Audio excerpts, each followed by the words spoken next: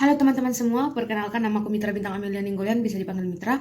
Aku dari Universitas Atmajaya Yogyakarta, Fakultas Teknik, Prodi Arsitektur. Di sini aku akan menjelaskan sedikit mengenai tugas besar 2-ku dengan mata kuliah Studio Arsitektur 2. Yang dimana tugas kali ini berfokus ke bangunan satu lantai kantin kampus, yang dimana lokasi site-nya berada di Jalan Babarsari, Kampus 2 Atmajaya. Seperti yang kita ketahui, kantin adalah sebuah ruang dalam sebuah gedung yang digunakan pengunjung untuk makan, baik yang dibeli di sana maupun yang dibawa sendiri. Kantin juga harus memiliki prosedur ataupun standar dalam cara mengolah dan menjaga kebersihan kantin. Jenis makan yang tersedia pun haruslah bergizi ataupun memenuhi standar 4 sehat, 5 sempurna. Selain digunakan sebagai tempat untuk makan, kantin juga biasanya digunakan para mahasiswa ataupun dosen untuk bercerita, mengerjakan tugas, berdiskusi, dan lain sebagainya. Untuk studi standar bangunan sendiri yaitu meliputi pelaku yang beraktivitas dalam ruang, yaitu ada pedagang, mahasiswa, karyawan, dosen, dan pengunjung. Kemudian untuk ruang yang dibutuhkan itu meliputi 8 kios makan, kemudian 1 kios minum, ada 1 ruang cuci, kemudian ada 2 toilet, baik untuk pria maupun wanita, kemudian ada ruang makan. Kemudian untuk kegiatan pelaku yang beraktivitas dalam ruang itu yaitu meliputi pedagang yang aktivitasnya itu berjualan, memasak, mengobrol, dan beristirahat. Kemudian ada mahasiswa yang aktivitasnya itu makan, minum, cuci tangan, bercerita, mengerjakan tugas, dan berdiskusi. Kemudian untuk yang ketiga itu ada karyawan yang aktivitasnya meliputi pelayanan, membersihkan kantin, dan mengobrol. Kemudian yang keempat itu ada pelaku dosen yang kegiatannya itu meliputi makan, minum, mengobrol. Kemudian yang kelima itu ada pengunjung yang kegiatannya itu meliputi makan, minum, bercerita, beristirahat. Kemudian untuk kebutuhan ruangnya sendiri yaitu yang pertama untuk kios makan meliputi adanya pantry, meja, kursi, tempat sampah, rak, dan lampu. Kemudian untuk kios minum itu ada meja, kursi, tempat sampah, kulkas, dan lampu. Kemudian yang ketiga itu ada ruang cuci yang untuk kebutuhan ruang itu meliputi wastafel, rak piring, dan lampu. Kemudian yang keempat itu ada toilet yang kebutuhan ruang itu meliputi kloset, wastafel, dan lampu. Kemudian yang kelima itu ada ruang makan. Ini adalah gambar beberapa furniturnya yang sudah sesuai dengan standar.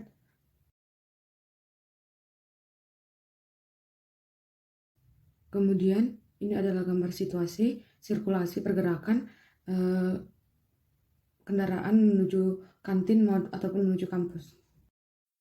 Berikut ini merupakan problem desain yang dimana goals yang ingin dicapai yaitu merancang kantin kampus yang sehat, luas, dan nyaman. Dan untuk faktanya sendiri yaitu di mana kantin ini didominasi oleh mahasiswa dan dosen. Kemudian untuk konsepnya sendiri yaitu luas, sehat, dan nyaman. Yang mana konsep luas terwujud dari pengurangan sekat pada area luar sehingga bangunan tersebut terlihat lebih luas. Kemudian untuk sehat yaitu memposisikan beberapa area ruang supaya tidak berhubungan langsung dengan area kantin. Kemudian untuk konsep nyaman sendiri yaitu menata ataupun memberikan desain pada beberapa ruang yang unik dan menarik. Ini merupakan analisis tampaknya di mana dari tampak lingkungan Fakultas Teknik Biologi dan Hukum itu berada sekitar 15 meter sampai 10 meter dari site. Kemudian untuk Student Center itu berada sekitar 5 sampai 10 meter dari lokasi site. Kemudian laboratorium teknik sipil itu ada 10 sampai 15 meter. Kemudian area asrama mahasiswa itu berada sekitar 10 sampai 15 meter dari lokasi site. Kemudian Fakultas Teknik itu ada 15 sampai 20 meter dari lokasi site. Kemudian area parkir itu ada 5 sampai 10 meter dari site sehingga masih berada di lokasi sekitar kampus. Untuk batasan site-nya sendiri yaitu di bagian timur itu ada Jalan Babarsari, kemudian di bagian utara itu ada Jalan Holk, kemudian di bagian selatan itu ada Rumah Iga Malapari, kemudian ada di bagian barat itu ada Student Center. Kemudian untuk tingkat kebisingan pada area site ini, di mana lokasi site ini cukup bising dikarenakan site ini dekat dengan area lalu lalang kendaraan. Ini adalah gambar situasi dari area bangunan.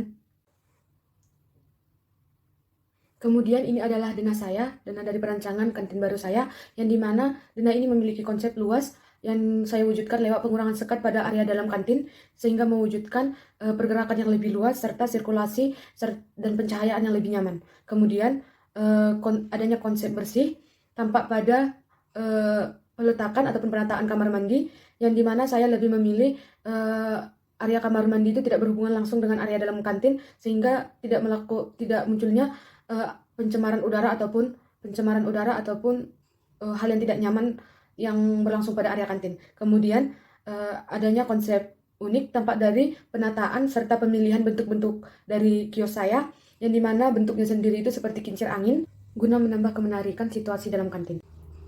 Kemudian ini adalah set plan saya, yang dimana pada area bangunan saya menambahkan atap pergola guna menambah area indoor. Kemudian saya menyediakan tempat sampah yang dibagi menjadi 2, anorganik serta organik, sehingga mempermudah pembuangan ke lokasi area pembuangan. Kemudian berikut adalah legenda vegetasi yang ada pada area set plan. Yang pertama ada pohon biola cantik yang berfungsi sebagai penyaring udara, kemudian peneduh, penghias sekaligus sebagai obat. Kemudian yang kedua ada pohon matoa yang berfungsi sebagai penyaring udara sekaligus peneduh. Kemudian yang ketiga adalah pohon sapu tangan yang berfungsi sebagai penghias, peneduh sekaligus penyaring kedap suara bising yang ada pada area jalan. Kemudian saya menambahkan vegetasi tanaman bunga pece lili yang berfungsi sebagai mengurangi tumbuhnya jamur pada area yang lembab yang saya letakkan dekat dengan area kamar mandi. Kemudian ada bunga kertas yang berfungsi memperindah area. Berikut merupakan gambar tampak dari bangunan saya, yang dimana bangunan saya ini memiliki ketinggian 5 meter, yang dimana pada area badan itu sebanyak 3 meter, dan untuk atapnya sendiri yaitu 2 meter. Kemudian untuk lantai sendiri yaitu memiliki ketinggian yang berbeda. Untuk lantai keramik itu plus minus 0,00, kemudian untuk area paving yaitu minus 0,15, kemudian untuk area jalan itu minus 0,20.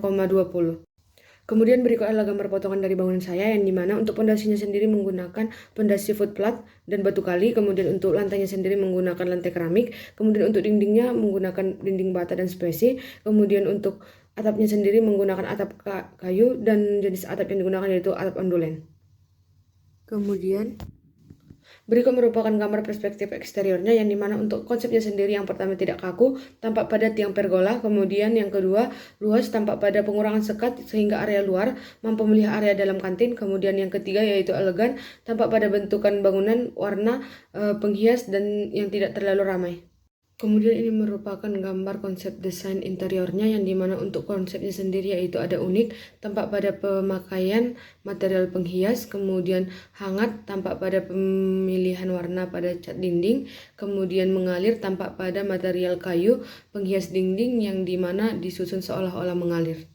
Kemudian berikut adalah gambar dari alat dan bahannya sendiri. Yang pertama ada sendok bekas yang berfungsi sebagai pot dari vegetasi dinding. Kemudian yang kedua ada mangkuk plastik yang berfungsi sebagai penghias bola lampu. Kemudian ada piring bekas yang berfungsi sebagai penghias dinding. Kemudian ada botol bekas yang berfungsi sebagai lampu yang dimana cahayanya terpancar dari warna botol. Kemudian ada bambu bekas yang berfungsi sebagai penghias dari dinding. Kemudian ada kain bekas yang berfungsi sebagai penghias plafon. Kemudian ada kayu bekas yang berfungsi sebagai penghias dinding juga. Kemudian ada gelas bekas yang kemudian juga berfungsi sebagai penghias dinding sekaligus tempat vegetasi dinding.